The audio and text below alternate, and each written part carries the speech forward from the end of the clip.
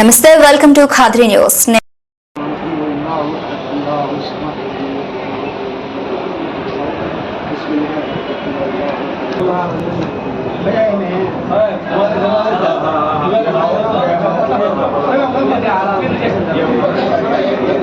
Phone आ रहा रखो हाँ ओके डन तुम आ जाओ जी हजर आ जाओ हाँ सामने जाओ करना है इन्हें शादी पे डालो भाई आपका है हाँ जाओ जाओ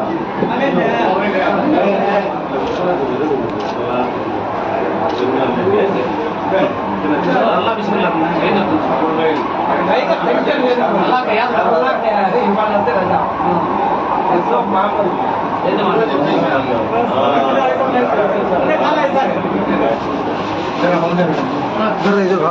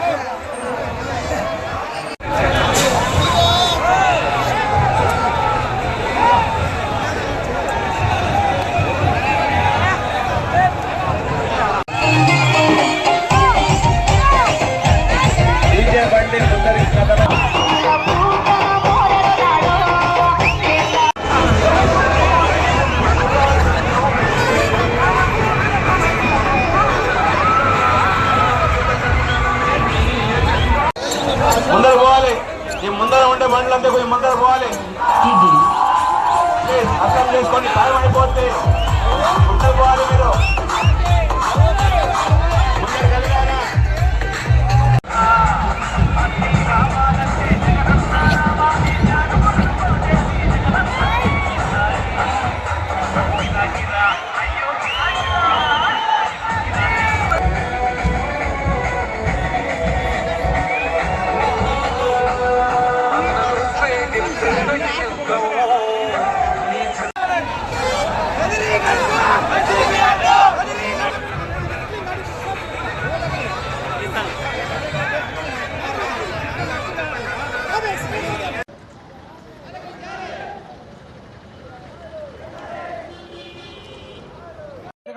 Mana?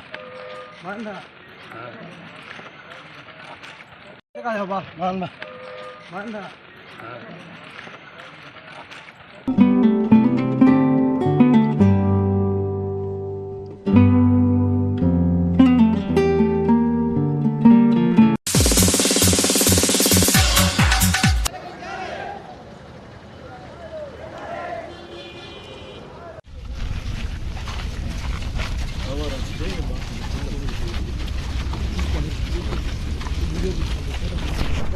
సార్వత్రిక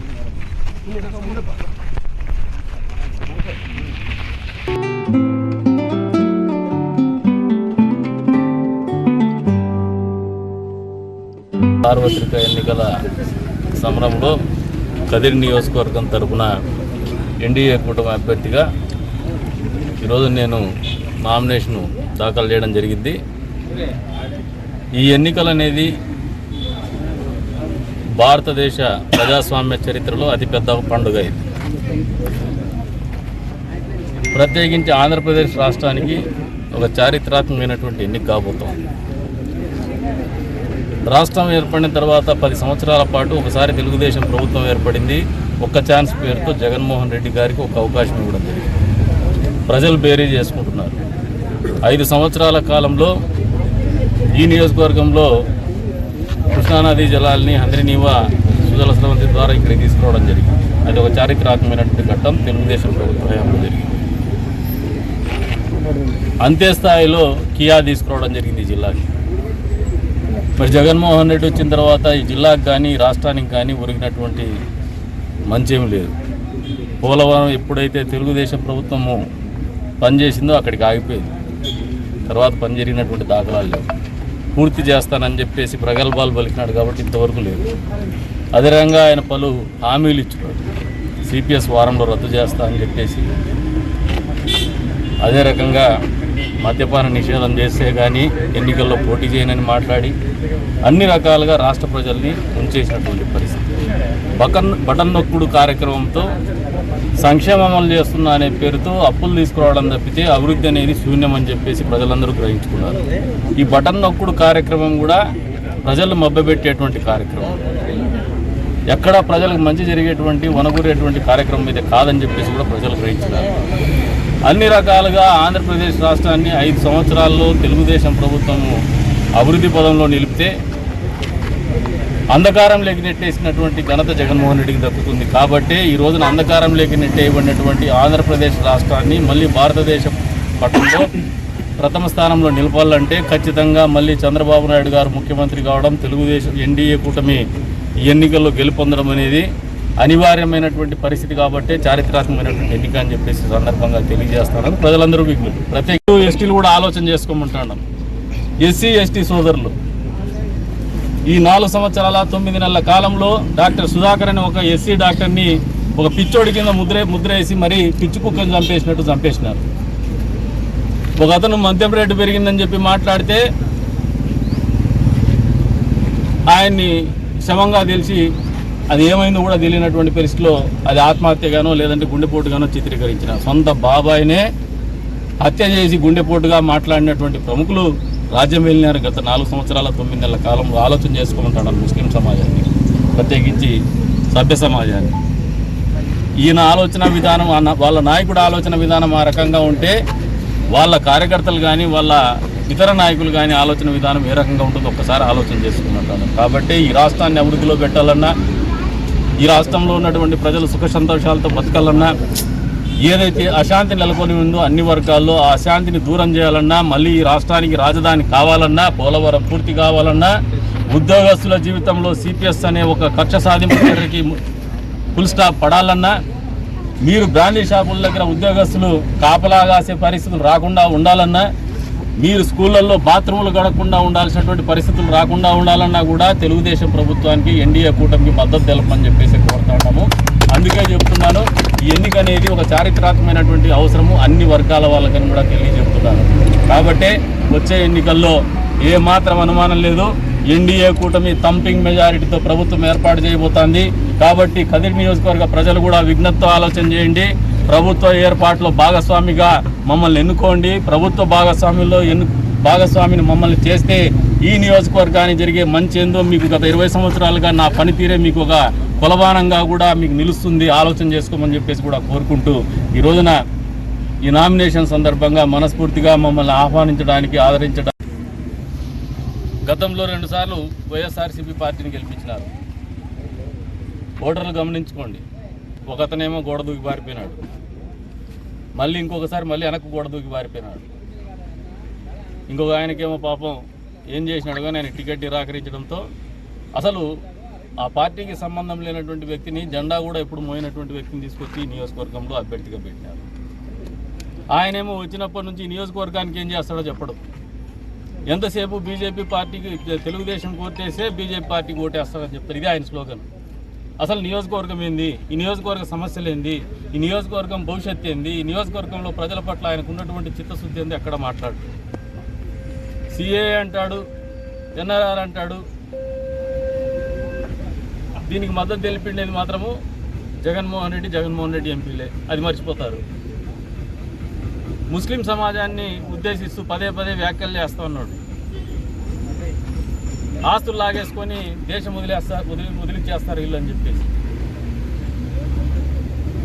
ఇటువంటి మతోన్మాదిని మీరు గెలిపిస్తారా? ప్రజలు ఆలోచన చేసుకోమంటారు. ఇటువంటి మత విద్వేషాలను రెచ్చగొట్టేటువంటి వాళ్ళు అభ్యర్థులుగా ఉండాలా లేదా ప్రజలను ఆలోచన చేసుకోమంటారు. ఉండొచ్చు. ఎప్పుడు కూడా ఈ నియోజకవర్గంలో మత విద్వేషాలు రెచ్చగొట్ల. హిందూ ముస్లిం బాయి అనే విధంగానే బతికినాం. ముస్లింల పరిరక్షణ కానీ, ముస్లింల అభ్యున్నత కానీ, ముస్లింల కష్టాల్లో కానీ అనునిత్యం ఆలోచన చేసినాం. ఈ రోజు కూడా వాళ్ళంటే ఒక ప్రత్యేకమైనటువంటి అభిమానము, మా వంతు బాధ్యతగా వాళ్ళని మా సోదరులుగా మేము చూసుకోవాలనే ఆలోచనతో నేను బతుకుతున్నాం. భవిష్యత్తులో కూడా అదే రకమైనటువంటి దృక్పథంతో బతకాలనే ఆలోచనతోనే మళ్ళీ ఉన్నాం. ముస్లిం సమాజం కూడా ఆలోచన చేసుకోండి. ఈ రకమైనటువంటి వ్యక్తుల్ని ప్రోత్సహించడం ద్వారా మీరు సమాజానికి ఏం చెప్పదలుచుకున్నారు, రేపు పొద్దున ఊర్లో ఏ రకమైనటువంటి ప్రెసిడెన్సీ సెట్ చేయదలుచుకున్నారో ఒకసారి ఆలోచన చేసుకోమంటాడు. కాబట్టే మమ్మల్ని మాకు మద్దతు తెలపమని చెప్పేసి కోరుతా ఉన్నాం. 20 సంవత్సరాలుగా మీరు మమ్మల్ని అన్ని రకాలుగా యాసిడ్ టెస్ట్లకు గురి చేసి ఉండొచ్చు, అన్ని రకాలుగా మమ్మల్ని అన్ని కోణాల్లో కూడా మమ్మల్ని గమనించుండొచ్చు. ఈ రోజు వరకు కూడా మీ వ్యక్తిగత లాభాపేక్ష కావచ్చు, మీ మత పరిరక్షణ పరిస్థితుల్లో కావచ్చు, మీ మతాన్ని కాపాడుకునేటువంటి పరిస్థితుల్లో కావచ్చు, ఆ మతానికి అభివృద్ధి చెందాల్సినటువంటి పరిస్థితుల్లో కావచ్చు, మీకు రావాల్సినటువంటి హక్కులు కావచ్చు, మీ ఈద్గాలో అభివృద్ధి కావచ్చు, మీ మసీదుల నిర్మాణం కావచ్చు, మీ షాదీ మహల్ నిర్మాణం కావచ్చు, మీ ముస్లిం పేద ప్రజల్లో ఉన్నటువంటి షాదీ ముబారకులు కావచ్చు, ప్రతి నిత్యం కూడా మీ జీవితంలో తెలుగుదేశం పార్టీ మంచి చేస్తూనే వచ్చిందని చెప్పేసి కూడా మీరు గుర్తిరగమంటాం. దాన్ని కూడా మేము అమలు చేస్తామని చెప్పేసి అందరికి కూడా హృదయపూర్వకంగా ధన్యవాదాలు తెలుపుతున్నాం.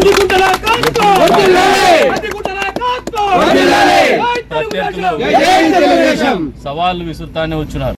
ప్రత్యేకించి వ్యక్తిగతంగా నా మీద ఉంటాడా పోతాడా, ఎన్నికల్లో వార్డు మెంబర్ కూడా నిలబడలేడు. ఈరోజు నామినేషన్ వేసి నిలబడిన ఎన్డీఏ కూటమి అభ్యర్థిగా మళ్ళీ చెప్తున్నా, కందికుంట వెంకటప్రసాద్ అనే వ్యక్తిని ఈ నియోజకవర్గ ప్రజలు గత 4 సంవత్సరాల 9 నెలలుగా నాయకుడిగా, వాళ్ళ కోసం బతికేటువంటి వ్యక్తిగా దగ్గరగా చూసినారు. కాబట్టే ఈ నియోజకవర్గం ఈ ఎన్నికల్లో ఖచ్చితంగా తెలుగుదేశం పార్టీ అభ్యర్థిగా, జనసేన, బీజేపీ, తెలుగుదేశం పార్టీ ఉమ్మడి అభ్యర్థిగా నన్ను గెలిపించబోతున్నారని బలంగా నమ్ముతున్నారు. ఆ నమ్మకానికి కూడా కారణం ఏమంటే నా వ్యక్తిత్వము, నా వ్యక్తిగతంగా నేను ఈ సమాజం పట్ల చూపించినటువంటి అంకిత భావం, నా కమిట్మెంటే నన్ను గెలిపిస్తుంది. మా చంద్రబాబు నాయుడు గారి దార్శనికత అనేది ఖచ్చితంగా పనిచేస్తుందని చెప్పేసి కూడా ఈ సందర్భంగా వాళ్ళందరినీ కూడా కోరుకుంటూ మరొకసారి ప్రజలందరినీ కూడా మమ్మల్ని వచ్చే ఎన్నికల్లో ఆశీర్వదించమని చెప్పేసి కూడా కోరుతాను.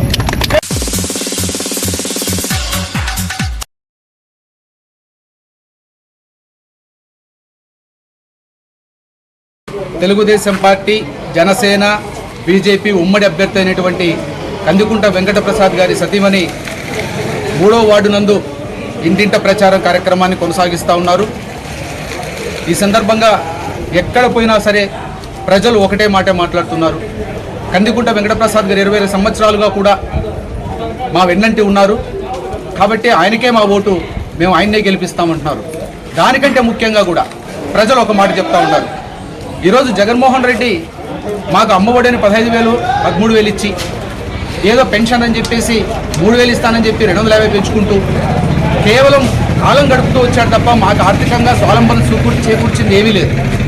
అయితే అదే మనకు విద్యుత్ ఛార్జీలు కావచ్చు, బస్ ఛార్జీలు కావచ్చు, నిత్యావసర వస్తువులు కావచ్చు, సరుకుల ధరలు కావచ్చు, ఇవన్నీ కూడా పెంచేసి మన నడ్డి విరిచాడే కానీ మాకు చెప్పింది ఒకటి, చేసింది ఒకటి తప్ప అసలుగా ఆయన మాకైతే న్యాయం చేసింది లేదు.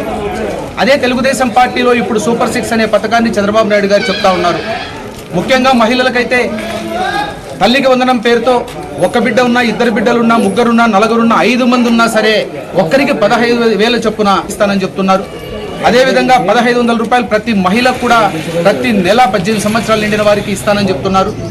అదేవిధంగా 3 గ్యాస్ సిలిండర్లని ఉచితంగా ఇస్తామంటున్నారు. ఇన్ని రోజులు గ్యాస్ సిలిండర్లతో మేము మా నడ్డి విరిచారు. విపరీతమైన ధరలతో 1200 రూపాయలతో కూడా గ్యాస్ సిలిండర్లు మేము కొన్నాం. ఈరోజు మాకు సంవత్సరానికి 3 సిలిండర్లు చంద్రబాబు నాయుడు గారు ఇస్తామంటున్నారు. కాబట్టి ఆ విధంగా ఇవ్వడం వల్ల ఆర్థికంగా మేము కొంత నిలబడగలుగుతాం అనే ప్రజల నుంచి ఒకే మాట మాట్లాడుతూ ఉంది. అదేవిధంగా ఉచిత బస్సు సౌకర్యాన్ని కూడా కల్పిస్తూ ఉన్నారు. బస్సు ఛార్జీలు పెంచేయడం వల్ల ఈరోజు ఉచితంగా బస్సుల్లో ప్రయాణం చేయడానికి మాకు అవకాశం చంద్రబాబు నాయుడు గారు ఇస్తూ ఉన్నారు.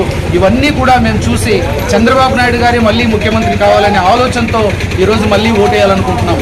అదే కాకుండా కందికుంట వెంకటప్రసాద్ గారు ఎవరైతే ఉన్నారో 20 ఏళ్లుగా కూడా మా వెన్నంటి ఉంటూ ఈరోజు ఆయన్ను కూడా మేము గెలిపించాలి, ఖచ్చితంగా గతంలో 2 సార్లు ఆయన ఓడిపోయాడు, ఖచ్చితంగా ఆయన ఈసారి మేము గెలిపించాలనుకుంటున్నాం అని ప్రజలు ముక్తకంఠంగా ఈరోజు ఏ ఇంటికి వెళ్ళినా కూడా చెప్తా ఉన్నారు.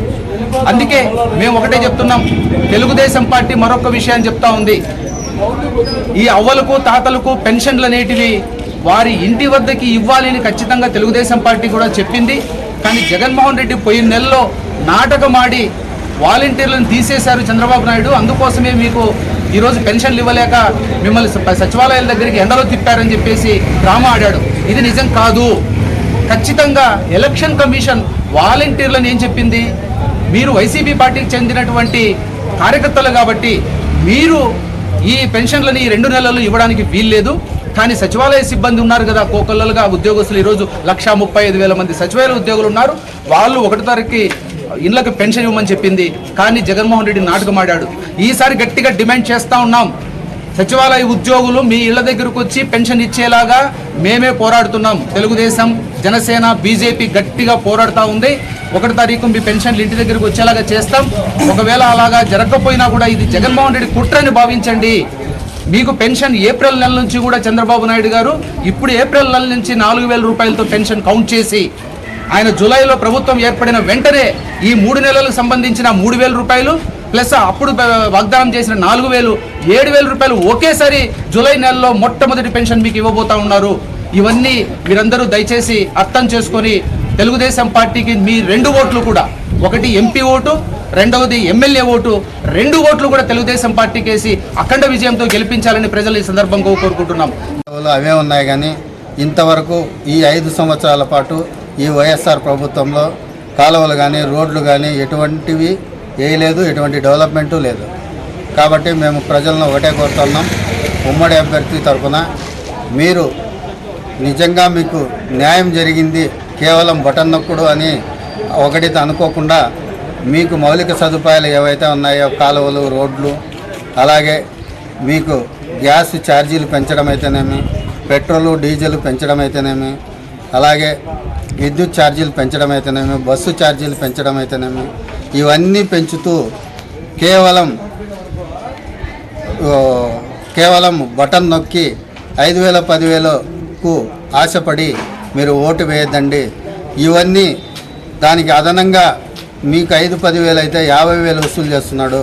కాబట్టి దీన్ని దృష్టిలో పెట్టుకొని మీరు ఉమ్మడి అభ్యర్థి కందికుంట ప్రసాద్ అన్న గారి సైకిల్ గుర్తు మీద ఓటు వేసి గెలిపించాలని చెప్పేసి ప్రజలను మేము కోరుతా ఉన్నాం.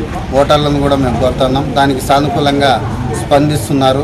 కాబట్టి కదిరి నియోజకవర్గం కందికుంట అడ్డా అని చెప్పేసి మేము జనసేన పార్టీ తరఫున తెలియజేస్తున్నాం.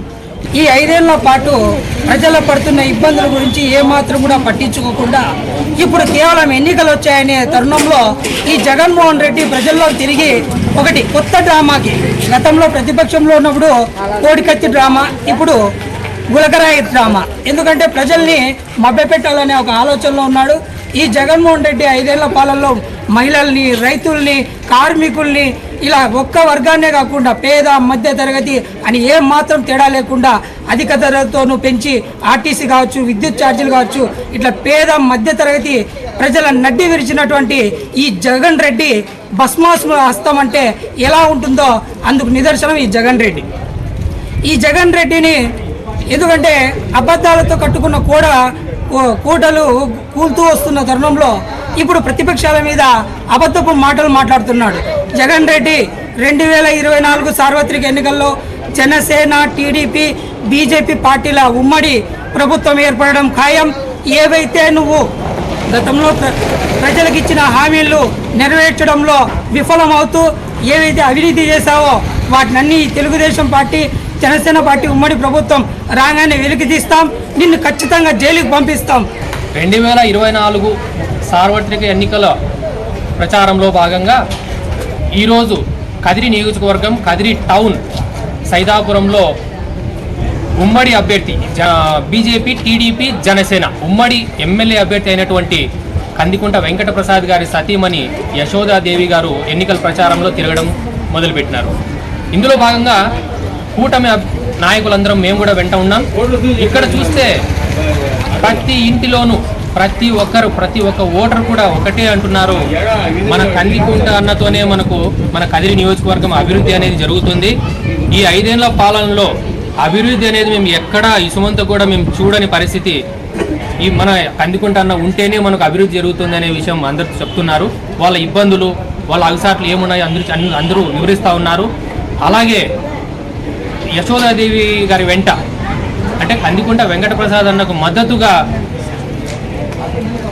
బ్రహ్మరథం పడుతున్నారు జనాలు. మీరు చూస్తుండొచ్చు, మీడియా వాళ్ళ తరపు నుంచి మీరు చూడొచ్చు. మా కందికుంటానకే ఓటేస్తాం, ఆయన్నే గెలిపించుకుంటాం, ఆయన ఉంటేనే మాకు అభివృద్ధి ఉంటుంది, మాకు సంక్షేమం అనేది మాకు ఉంటుంది అని చెప్పేసి చెప్తున్నారు.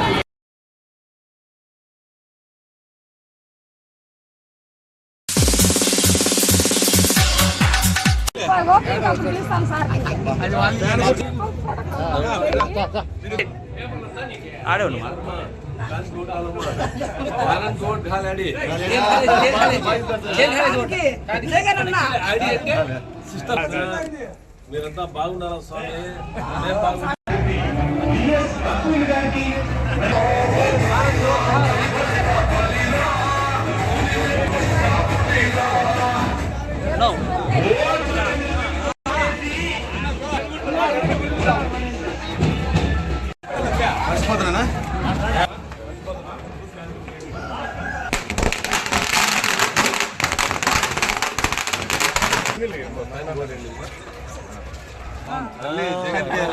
విద్యాదీవన సాధానికి ఎవరు చేసేది ఫస్ట్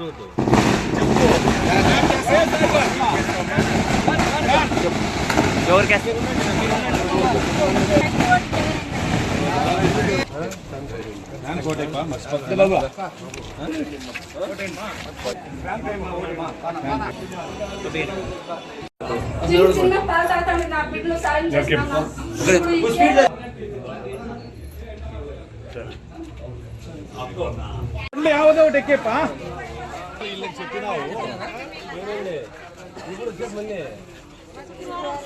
ఏమని ముక్కుంటారు? ఏమని ముక్కుంటారు?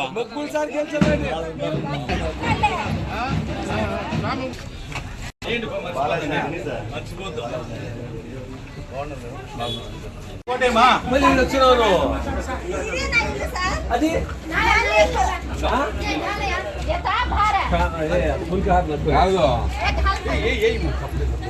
బాబా, నువ్వు అప్పుడే ఆర్డర్ ఇచ్చినావు కదా, రాలే ఒకసారి.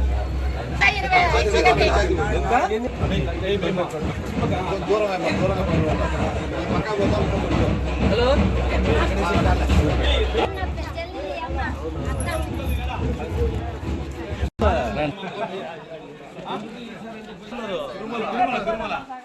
వెంకటేశ్వర స్వామి ముక్కోండి, మంచి మెజారిటీ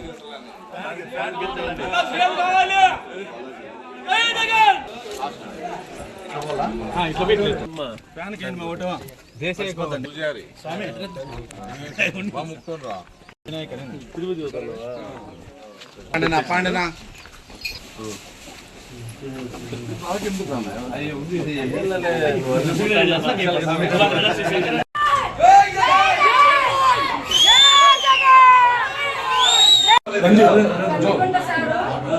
చాలా మోసం చేసి నా మొగుడు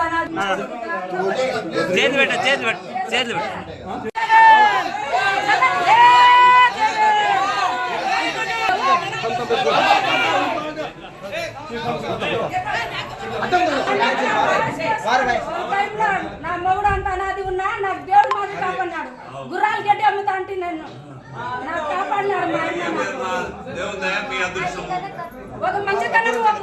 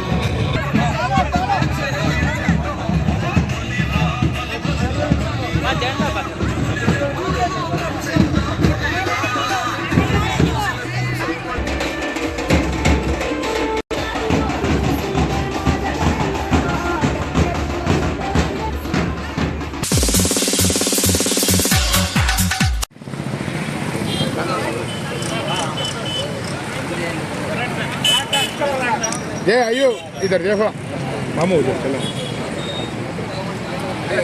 सामने चलो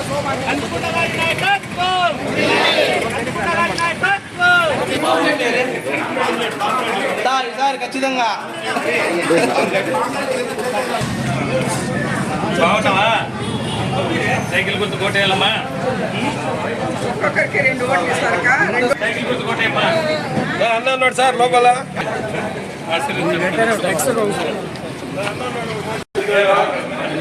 అంతా చెప్పి కోడలు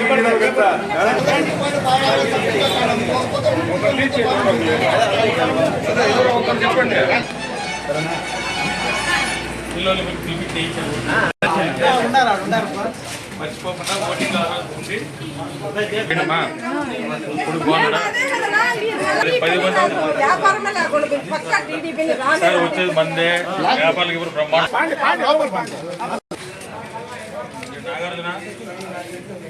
నాగార్జున లేడా? ఓటేసి కాదు 20 మంది తెప్పించాలమ్మా మీరు. ఏం పరస్గా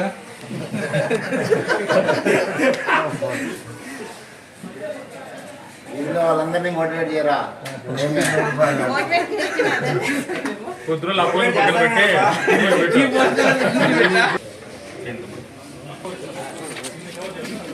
psycho psycho psycho cycle cycle cycle psycho psycho psycho cycle cycle cycle psycho psycho psycho cycle రావాలి.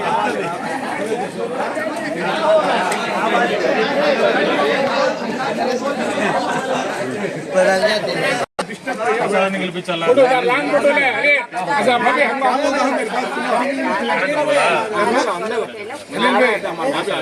ప్రసాదాన్ని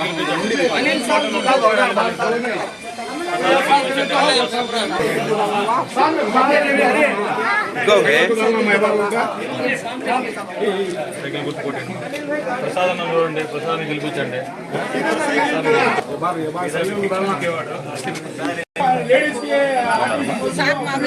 నీళ్లు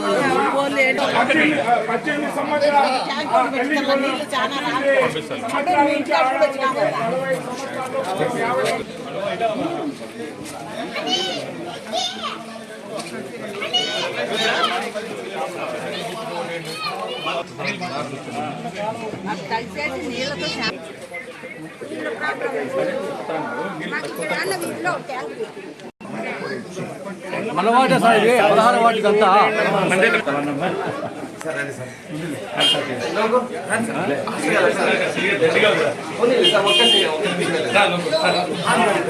కొద్ది సైడ్ తీయండి మీరు.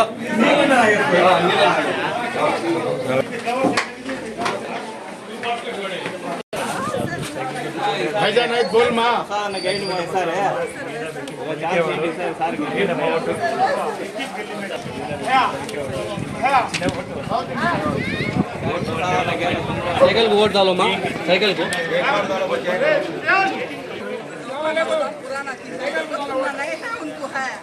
वीडियो कर वीडियो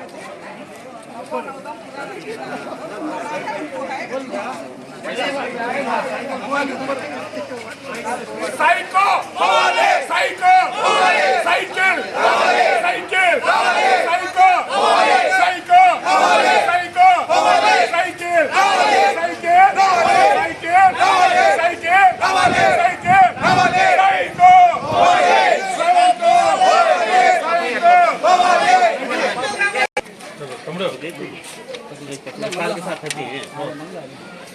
ఏళ్ళుగా రాజకీయాల్లో ఉన్నాడు ప్రసాద్ అన్న, గెలిపించండి ఒకసారి, అవకాశం ఇవ్వండి.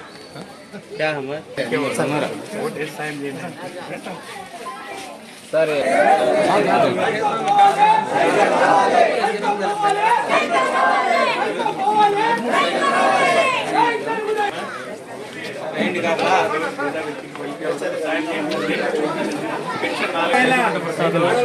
పనికేవాడమ్మా పింఛన్ చూసి ఓటేంటండి. పింఛన్ ఉండే వాళ్ళు నెల నెల 4,000 పింఛన్ వస్తుందమ్మా. పింఛన్ వయసు లేని వాళ్ళకు కూడా నెల నెల ఒకసారి గెలిపిస్తాం. పాపం బీదా వ్యక్తికి సాయం చేసినాడు, మంచి సాయం చేయండి. పింఛన్ వస్తుంది, 4,000 వస్తుంది. తెలుగుదేశం గెలిస్తే అమ్మా సంవత్సరానికి 3 సిలిండర్లు ఫ్రీ వస్తాయి. వాళ్ళకు కూడా ఫోటో తీద్దాం, వాళ్ళకు కూడా. ఇవి ఇప్పటివరకు నా అప్డేట్స్. మరిన్ని అప్డేట్స్ కోసం చూస్తున్నానండి ఖాద్రి న్యూస్.